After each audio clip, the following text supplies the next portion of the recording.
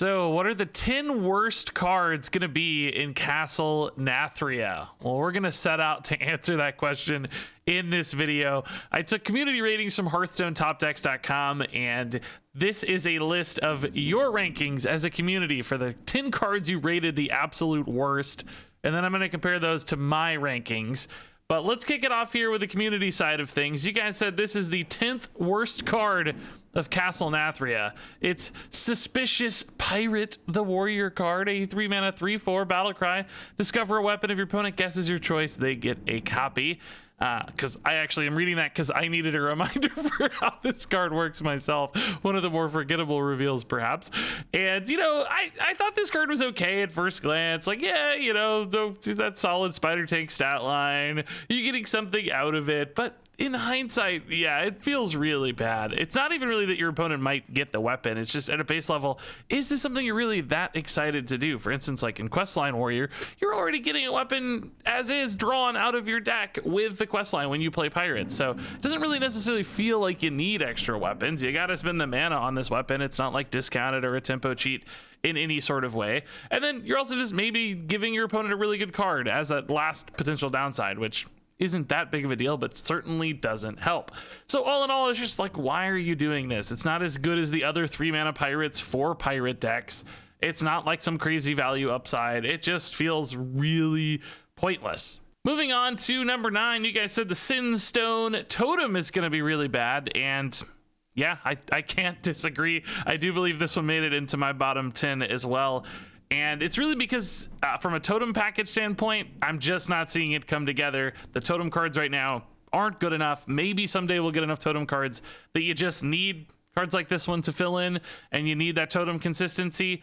But until then, Sinstone Totem looks really, really flat. The scaling health is so slow here that it doesn't even really add a lot of survivability. I think there's some tiny potential this gets run in priest decks where like the health total is great for scaling off Bless and so on, but even then it really feels more like an edge case or meme than a consistent tool. There are other just better cards that have better effects that scale just as effectively almost. So all in all, Sinstone Totem, I just don't know why you'd ever see this card in play. I have to agree, this one looks pretty dang bad. There's a crazy thunderstorm happening outside my house right now, which might add some nice drama to this video in the background if you can hear it. But if I ever seem alarmed, that's why. I am not alarmed, though, to see number 8 here. The Bog Beast, also rated really poorly here by the community. I agree with this one as well. It's going to make it into my bottom 10. It is basically just a worse Sludge Belcher. And yes, Sludge Belcher was an amazing card 8 years ago. You know, that's the sort of timeline we're working with, and cards that were good 8 years ago don't always hold up well into the future, and this one certainly seems like it wouldn't. So like, who's gonna run this and why? It turned 6, yet it's coming down a lot later as this defensive tool. Sludge Belcher came down a turn earlier, which means it helps you stabilize faster, and just from like a death rattle synergy standpoint, there are so many better death rattles these days. This kind of feels like a bad Mountain Bear as well for Hunter, and Mountain Bear is only good because Hunters are cheating it out and manipulating it all these crazy ways, resummoning it and so on. You can't do all that stuff with Bog Beast. That isn't going to work for any deck.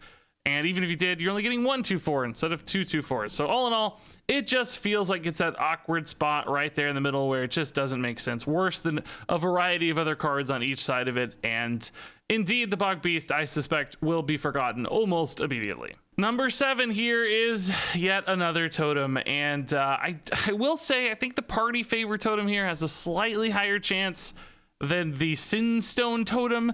There were worlds where, you know, I got 3 totems out of this in a single turn and they were all buffed by Stonewright, and I was like, okay, that's kind of fine. But still, yeah, this is going to be tied to the fate of totem decks, and if totem decks aren't good, then of course party favorite totem won't be very good either. So it might feel like one of the best totems in a bad deck, which isn't really saying a lot. That was enough to keep it out of my bottom 10, but I can't blame people for saying this card's going to be pretty weak and pretty awkward because they don't have a lot of faith in totems, much like myself. Next up is Priest of the Deceased. It took me a long time to remember this card too. It was one of the early reveals. It's a 2-mana 2/3 taunt, infuse 3, gain +2/+2. And I think people are thinking just like, why are you running this? Maybe it's hard to get the infuse trigger off. It's a bad top deck. I get that. I will say though, I think there's like a tiny chance this card's decent.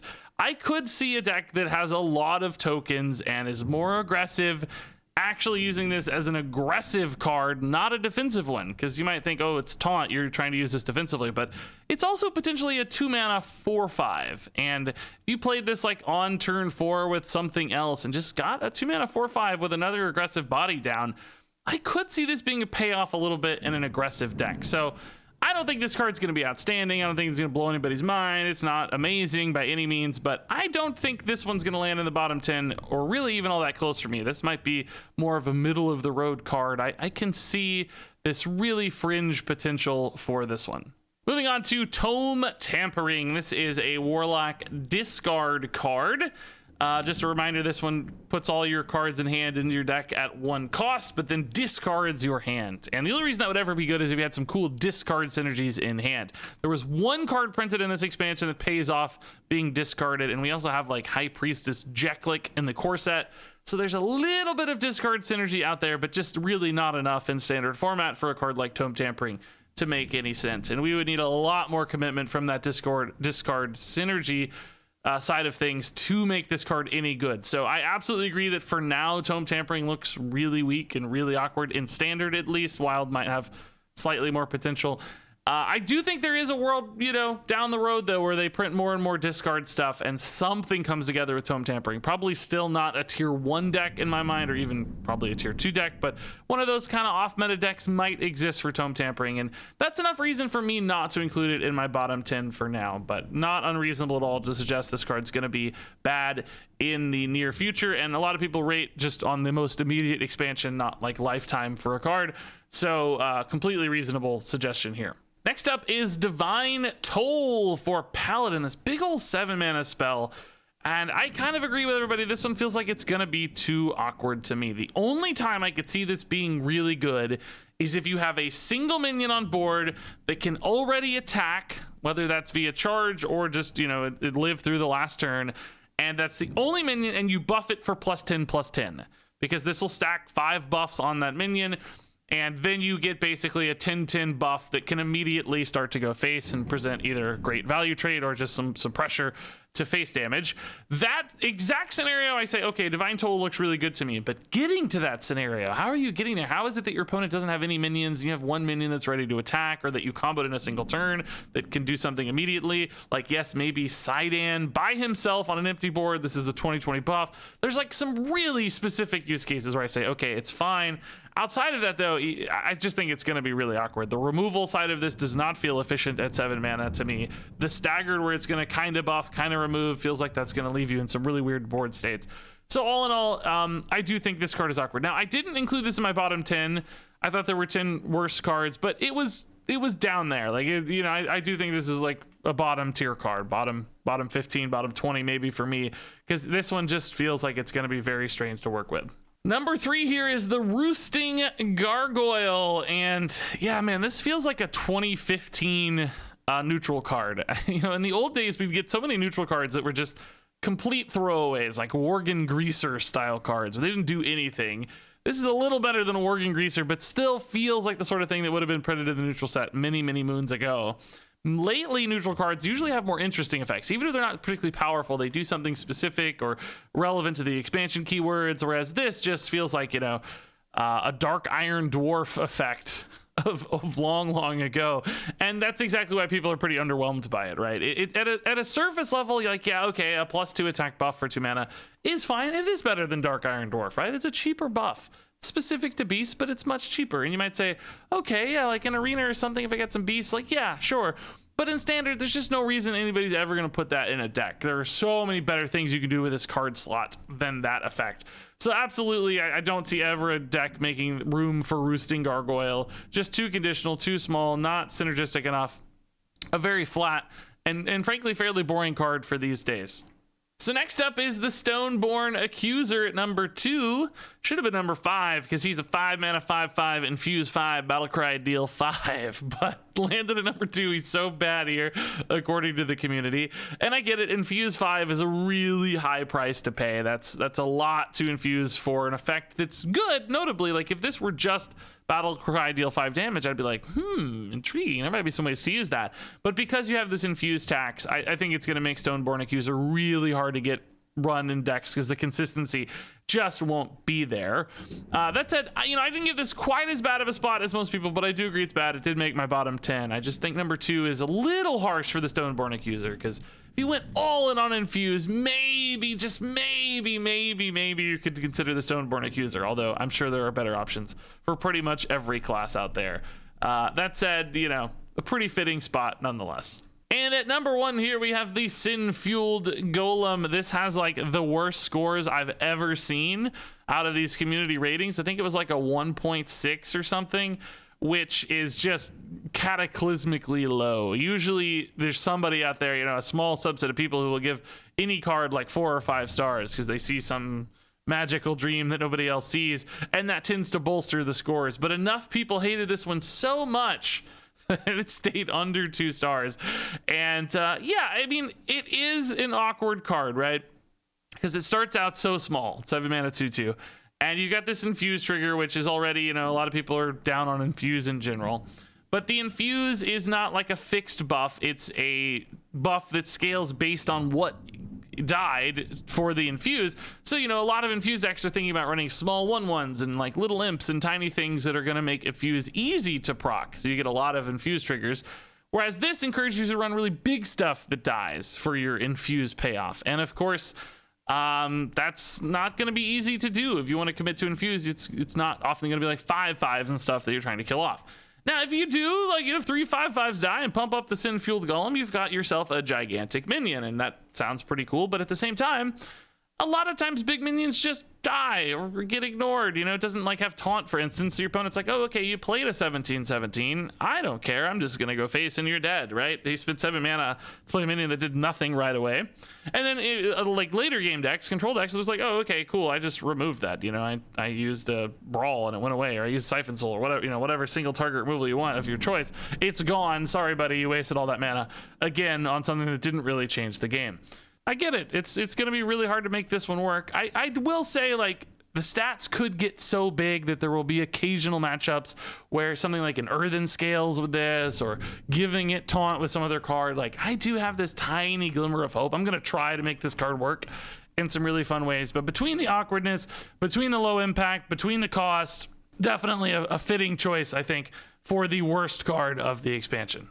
So now let's talk about my picks. These are my bottom 10 cards, and I'll say I deliberately chose to include a few class cards here that probably wouldn't otherwise make the cut for me. Normally, it's just like bad neutral cards that really take the bottom prizes. I did include class cards specifically for that reason, and I also, after this, I'm going to show the 3 legendaries I think will be worse. I wanted to make some like bold claims, make some calls that are actually worth something instead of picking a bunch of throwaway neutral cards. So these are my 10. There's not really in any particular order. I guess they kind of go from left to right, top to bottom, but that would mean Muck Plumber is my number 10 and Roosting Gargoyle is my number 1, I guess. But when they're this bad, or you think they're going to be the worst cards, they're all kind of like 0% played cards anyway. So you'll see some familiar faces here based on what we saw. The one card I think is really bad that nobody talked about is Creepy Painting.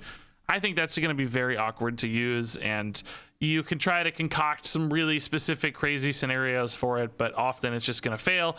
Because remember, it's also your opponent's minions that can trigger on the Creepy Painting too, so they can just run in a tiny rush minion or something, and it goes away. That was a flash flood warning on my phone. I don't feel like re-recording all that. We just had crazy flooding 2 days ago, and here we are yet again with another flash flood warning, so wish me luck. We were fine last time, but we've been getting hit hard by some crazy rains here. So Creepy Painting, I think that's going to be pretty tough. I also included Collateral Damage over there for Hunter. I'm kind of covering this one up. You might need a refresher on it. But I do think this one's just going to be really expensive and awkward for Hunter. The finishing damage potential doesn't seem to be there for me, because it's just going to be so hard to use as an 8-mana spell. Muck Plumber just feels like it's not going to be worth it. It's this kind of almost tech card or disruption card that's not even really as good as the other 3-mana one that got printed in the same set. I think that one's more likely to be good. So Muck Plumber just feels like an expensive, not worth it card to me. Maybe Insane in Arena or something, but standard, I feel like it's not going to be there. And then Suffocating Shadows and Vengeful Visage, I think they both just don't really have enough output for class cards. I think they'll get forgotten really easily. Shadows is an okay discard payoff, but like we talked about for the other discard card, it's not there yet. It's going to take a long time for this one to even feel reasonable. And even then, I don't think it's going to be the highest discard reward card that you have. I still think it'll feel just okay, even if a discard deck comes together all the way. And then Visage here, it's just not enough output, right? Like your opponent still gets to hit you, you still die. It's not disruptive. It's an eye for an eye that gets you a body, but it gives your opponent all the control over what kind of thing gets summoned. You're often going to get like 1/1s or something out of this, or add, you know, maybe a 3/3 from time to time. But is that really going to be an exciting play? No, I certainly don't think it's going to feel all that disruptive. So these are my bottom 10. The class cards probably wouldn't really be bottom 10 for me in an honest world, but I wanted to make some big, bolder claims. Now, that said, let's talk about the 3 worst legendaries. I think these are going to be the 3 worst legendaries. Now, these don't really fit into the bottom 10 at all, but I think these will be the legendaries that get played the least. The Stone Right, as much as I want totems to work, as much as I love totem decks, I just don't believe in it after having played it. It did not feel like the payoff was even that powerful. And it was really inconsistent because you have to hit the Stone Right super early to make it any good. And even then, still just kind of okay. It made your totems reasonable, not powerful. And that is a recipe for disaster. Next up is the Harvester of Envy, and I think this one's just going to end up being awkward and expensive to pull together. The kinds of disruption that have succeeded in Hearthstone historically have been like one-offs where you just try to hit the big thing, and less about like concocting this crazy scenario where you're doing all of these different things. In other words, Harvester of Envy takes a few cards of setup, and yes, you can disrupt more overall, but it takes a bigger commitment, more time, and so on. And I think that'll just end up falling a little shy of being competitive. Again, not a 10 worst card really, but I think will be one of the legendaries that the Priest decides they just don't really need to run. And then the Countess, I actually like the Countess a lot as a card. Looks really fun. The invitations are really enjoyable, especially in duels we've found so far. But I think at a 7-mana play that's really kind of a 10-mana play, because that's when you want to be able to play the invitation right away, it's just going to be too expensive for most decks to actually use successfully. They're going to feel like if they're playing things that are high cost like that, you know, you probably want a more immediate card, something like Varian Wren, for instance, just drawing resources, taking some trades on board, being reactive, as opposed to committing 7 mana to a card that just kind of sets you up for value and sets you up for later as opposed to now. That's a real risk to run in a lot of different decks. So yeah, I think these might be the 3 worst legendaries. I thought a lot about the Infuse guy in Hunter as well. Thought he was a little bit tough, but ultimately, you know, if you get all of those Infuse triggers going, that's a pretty good play at 7 mana. Call the Wild plus a dude can be a nice follow-up play. So I decided, since he was a little bit more tempo driven, a little bit more immediate in his impact, that I would keep him out of my bottom 3. But it was tough. He was really close. That said, I'm really curious what you guys think. What are going to be the 10 worst cards in this expansion? Did the community get it right? Did I get it right? I think some of you will be upset to see creepy painting there. Some of you might be upset by collateral damage. Pretty sure a lot of you will be upset by Harvester of Envy, but that's okay. That's why we got to make bold claims so we can look stupid later. But thanks much for joining me in this little adventure. Curious to hear your thoughts down below in the comments. Thanks so much for watching. Hope I don't flood out of the house by the time this video goes live, but love you, thank you, and until next time, game on.